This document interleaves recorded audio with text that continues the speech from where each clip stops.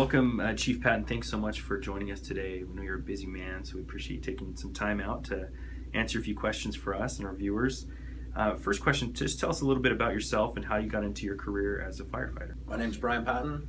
I was born and raised in Pleasant Grove. Been here most of my life aside from a year in Cache Valley. My interests, I like the outdoors. I like hiking and biking and hunting. I started my career in 2000 in Cache Valley with Smithfield Fire Department. I was with them for a short time before moving back to Pleasant Grove. Started with Pleasant Grove Fire in 2001 and was with Pleasant Grove paid call up until 2009 when Pleasant Grove went full-time. I started my full-time career in 2005 with West Valley. I was up there for 3.5 years. Fire's kind of fire. It's all caused by the same, three things. I was on the Pleasant Grove house explosion on First East right by the Purple Turtle. Basically had a gas leak in the house. When it hit the right level on the pilot light, the right concentration of gas, the whole house exploded. It initially had a fire, which the explosion blew the fire out. The one thing that I was thinking about as far as the community goes would be smoke detectors. Do you have smoke detectors in your house? Because you'd be surprised how many don't.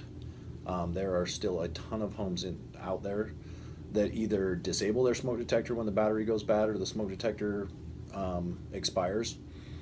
And then also battery maintenance, and your smoke detectors do expire. They have a life. Usually we see them, they say 6 to 8 years. A lot of people will have them out to 10, but you do have to replace your smoke detectors, I would say at least every 10 years, if not probably more like 6 or 7. And then maintain the battery. Change them every 6 months. Every time that we get a time change in the year, you should be changing your batteries. I think the biggest thing is cleanliness.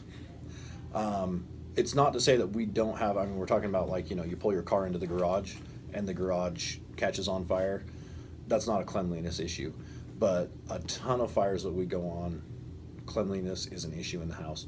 Don't stack your water heater room full of Christmas decorations. Don't, things like that. Multiple, tons of things being plugged into an outlet. Things like that. That would be the biggest tip that I would say is clean houses don't burn as often as not clean houses.